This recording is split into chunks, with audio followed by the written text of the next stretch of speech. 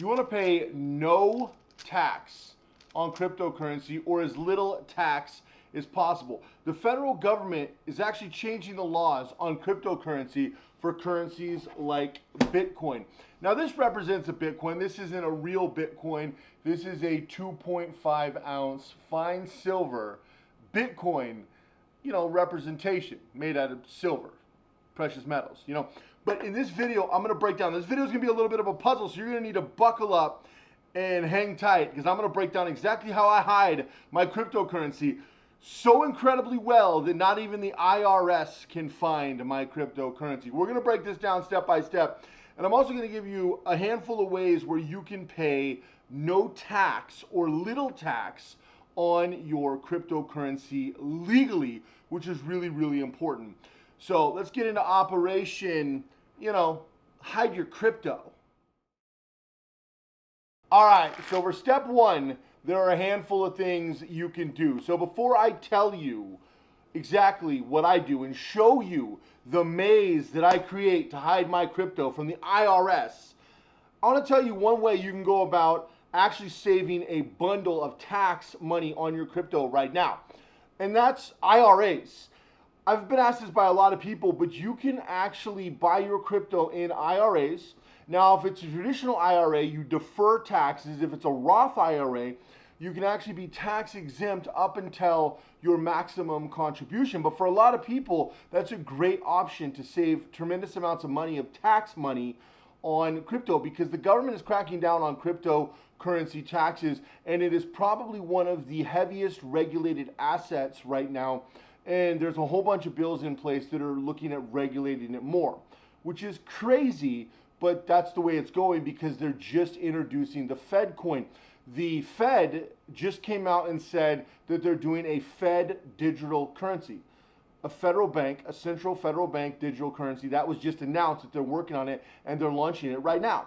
Now that's a separate video. We'll be breaking that down. So if you haven't already, make sure you subscribe and check out all the other videos we do on Privacy X every single day, because we're breaking down how to be a ghost in a digital world and how to be private so you don't have to deal with these things. Now, before I give you some even better ways than an IRA to hide your crypto to be tax-free or tax-exempt, I'm going to show you exactly how I do it. Now, you're going to have to watch to the end so you fully understand. It starts with a Rubik's Cube and ends with a magic trick.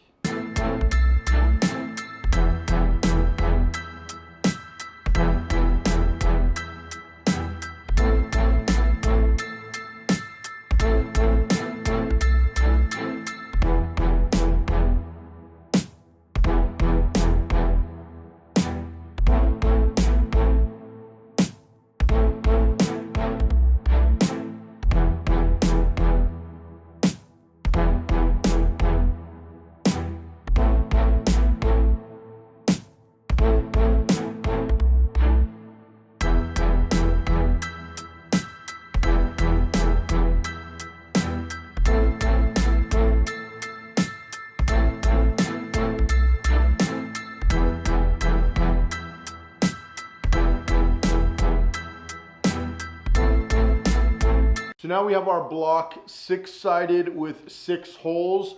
So top and bottom and all 4 sides have holes through it. Next thing we got to do is take it over to the bandsaw.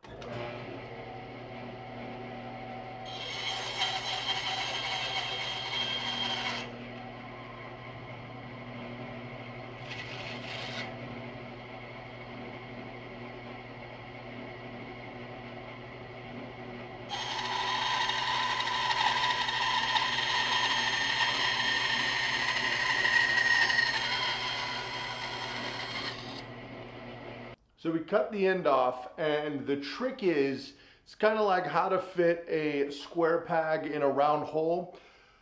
We're going to file off these little edges flat, so when it goes to sit in there, it'll seat properly. Because this is round, and because the Rubik's Cube is square, it's not actually going to fit in there. Even with this cut off, it's not going to fit because it is round. So we're going to chamfer down the insides, but keeping the circumference round so it looks like a square peg in a round hole. we got the basic cradle, we got the cube fitting in there actually quite nice. Even upside down, you can see it really doesn't come out. And that is part of the trick. It needs to have a perfect fit. Now, we're gonna build 3 components that allow this to be locked in here and kind of tricky to get out.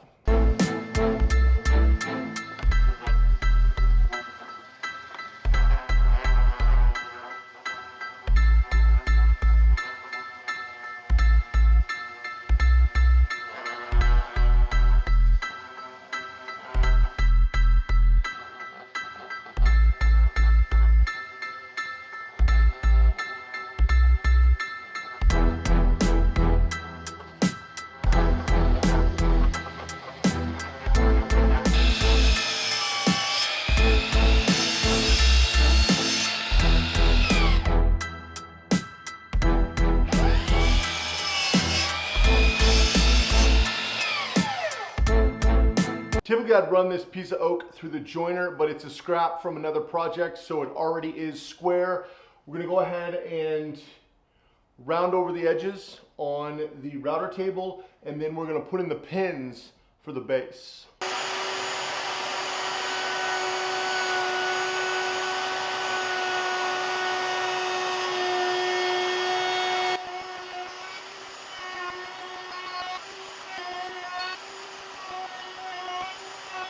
I got the basic structure laid out. You can see we have the L shape. I rounded over the corners when I was doing some sanding. And this is gonna go upside down on this base like this. So it's gonna give it a really interesting feel. Now, to get it off the base, I'm gonna use brass pens. So this is something like if you're making a knife, a brass pen. And then when you put the cube in, I designed this specifically for the cube to only go in one way. And so I've got a notch here in the bottom, and you'll see this later on, but basically this cube, the bottom has to go in first and kick in.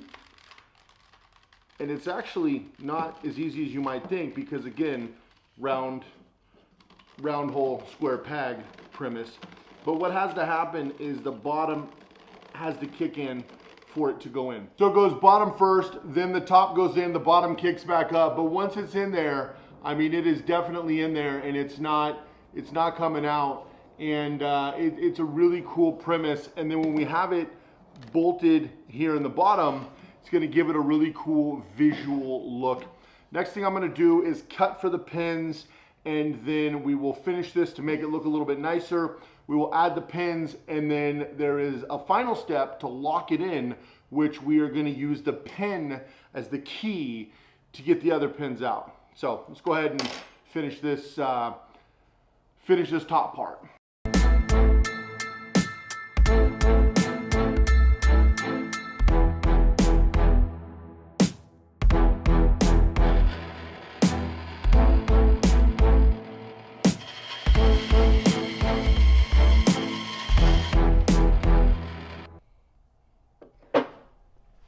Just got done drilling out the bottom, put some purple heart cap for the end, and then I am making the door. So the door is gonna have a top. I put a brass pin in. This project's gonna have 3 brass pins, and you'll see when you see it revealed. Hey Kira, you wanna have a race? Rubik's Cube versus Rubik's Cube? Yeah. All right, ready? What color you wanna be? Orange. Orange? Okay. Actually, before we race, you want to see something really cool that I recently learned how to do with the Rubik's Cube? Yeah. All right, ready? Let me show you something really cool. Ready, set. Yay! Yay! How did you do this? Yay! All right, so we got the base. I got the brass rod in the base. There's the brass rod here, as you've seen, so you can flip it over and also put it in the base, potentially. And then we have the door, which has the 3rd brass rod, which will clip on here, but once clipped on, will only open straight up. It won't open any further, but you got to be able to get it off with the Rubik's Cube in there. So there's a secret way you have to go about doing that as well. So the 3 brass rods have pretty much everything to do with how to get the Rubik's Cube in there. Now, without the door and the rod on there, be able to get the cube in there. So the next thing I'm going to do is throw some oil on it. Now, I'm going to be sending probably 2 of these to a couple of people to solve, so I won't be revealing the final secret just yet. But make sure, if you haven't already, you subscribe so you can check out this and all the other cool stuff that we make here. And you can see the secret once we reveal it. But I'm going to send these out. It's kind of a cool little puzzle. I like to make puzzles and you know, magic and cool little things. So something a little bit different, kind of partially an art piece, you know, kind of just sit on a shelf, but also partially something looks cool. So I also put this piece of purple heart on the front for a stop, but there is a secret to this. I can't give away too much yet, but I think you'll be surprised once you see the secret. Like most magic tricks and puzzles, once you know the secret, you're like, oh, it makes perfect sense. But once you're fiddling around with it, you're like, what is that? So let's go ahead and put some oil on it.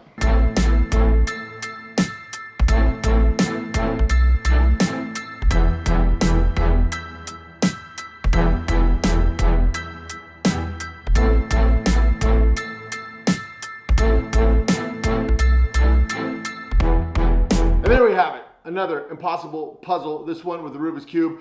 Now let's face it, obviously no puzzles are impossible, but they are fun, they're fun to build, and they're fun to solve. Of course, the 3 brass rods, the one in the base, the one right here, and the one that holds this door from opening past this spot right here. The door won't open because the purple heart, so it looks cool, it's sturdy, and it actually stops the cube from coming out. So a couple little secrets here.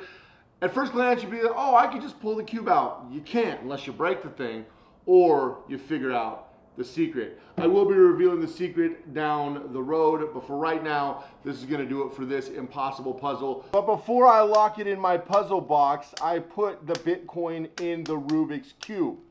Okay, that was a little bit of a satire, and some people are gonna be pissed. I really don't care. I'm going to give you some actual legitimate ways here in a second, but I get asked on a daily basis, how do I hide crypto? And how do I not pay tax on crypto? That is a federal crime, and at Privacy X, we do not do crimes. We help people with privacy, building ghost businesses, creating private lifestyles, etc., etc. We don't avoid taxes, and we don't help people commit federal crimes. So I just wanted to kind of make this video to take a little shot at the people who are asking me to commit federal crimes on a daily basis, because you wouldn't believe some of the people who inbox me in my email on a daily basis. But anyway, I am going to give you some legitimate ways that you can do this. This video wasn't just satire. I did want to make sure you get some legitimacy as well. For those of you who don't like it, oh well. Okay, let's get into some options. The first option we already talked about was IRA, and that is actually a really good option. It's something I've been exploring. Now, is it privacy-based? Well, you need to understand that privacy is important, but in the bank system and the know your customer laws, the only way to be completely anonymous and private is offshore. But keep in mind that the United States of America taxes its citizens on their worldwide income, which is something that a lot of people forget. A lot of people think you could leave and not get taxed. No, you get taxed on your worldwide income. But there are a few loopholes we're going to talk about. Now, I'm not an accountant or attorney, and I don't play one on the internet, but I help clients worldwide be able to do these things. And if you want to learn more on that, you can go to privacyxproject.com.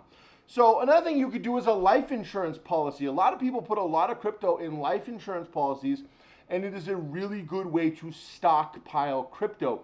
Now, crypto is deceiving because it says cryptocurrency, but let's be honest, crypto really isn't a currency at all, right? Crypto is more of a store of wealth and an asset. Now, I'm a bigger fan of gold and silver.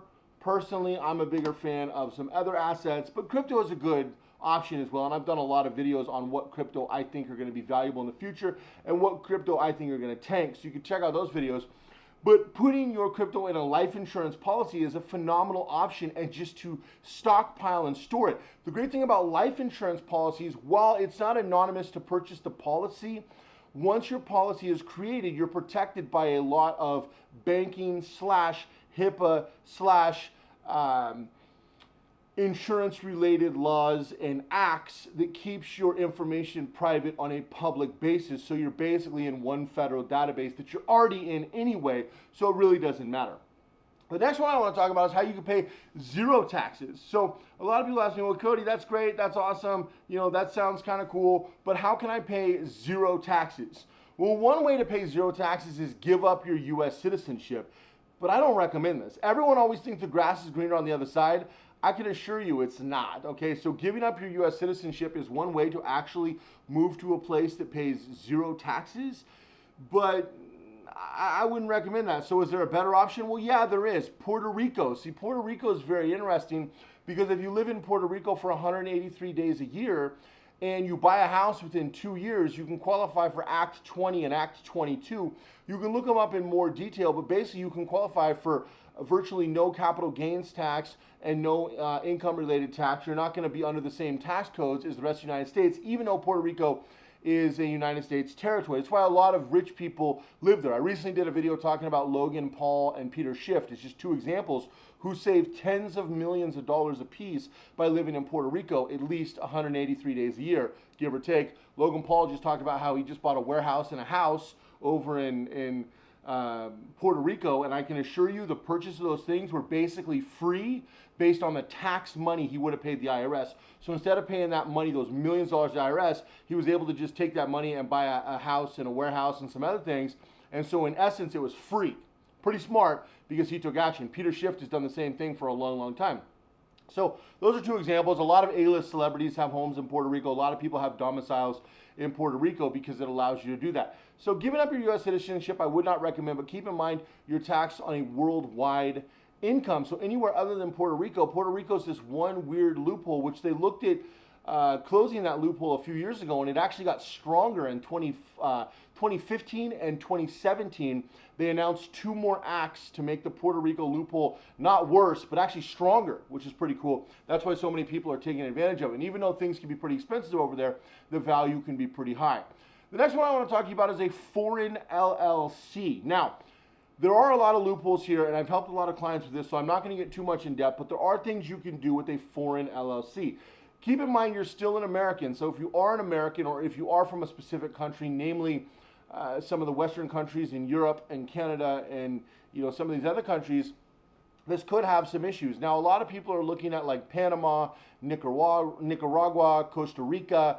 There are even some countries in Africa, but South America is pretty popular, in Central America, for being able to set these tax havens up. Now, it's the same thing that a lot of other companies do, and it doesn't make you pay no taxes, but it directly lessens your tax burden, provided you keep the money outside the United States. So if you make the money outside of the United States, which in crypto, in theory, where you bought it, which if you bought it from your office, which is even Apple runs $1 trillion outside of the United States, and they have like a glorified P.O. box. A lot of these big companies do the exact same thing.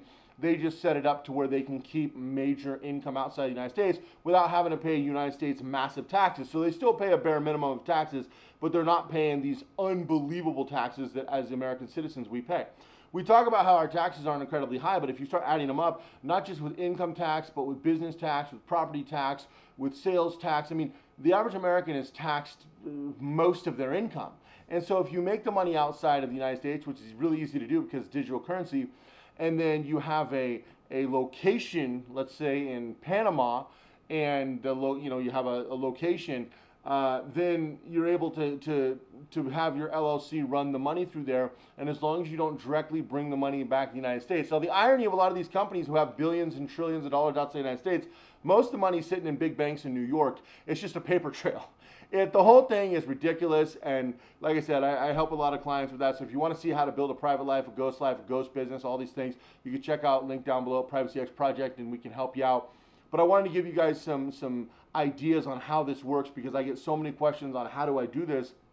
For a lot of people, a foreign LLC is one of the best options because they still have the ability to control and access the money, because the thing with an IRA and a insurance policy, I think those are really good options, and I recommend them highly to all of you. But keep in mind that's more of a long-term play. So if you have long-term crypto you're getting into, I strongly recommend an IRA, and if you can, a Roth IRA. And then I also recommend looking into a life insurance policy. You can fund a lot of that with crypto, and then you have long-term investments.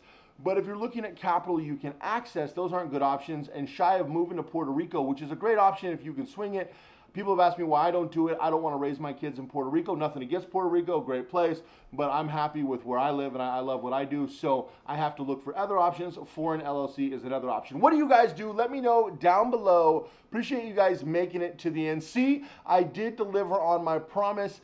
Yeah, you had to watch me tinker around in my wood shop or my maker space where I build stuff for my company, products that we sell. But yeah, I appreciate you guys checking this out nonetheless. To the people who got pissed and left, see you later, buddy. For those of you smart enough to stay, see, now you learned a few ways you can utilize your cryptocurrency long term and avoid some of these taxes. And by avoid, I mean legally do it. Keep in mind, tax avoidance from a legal standpoint, that's what the tax code is written for. Don't evade taxes, pay your taxes, but get the best benefits legally. Anyway, I appreciate you checking out this video. Subscribe if you haven't already. Make sure you go all in everything you do, and I will see you guys in the next video.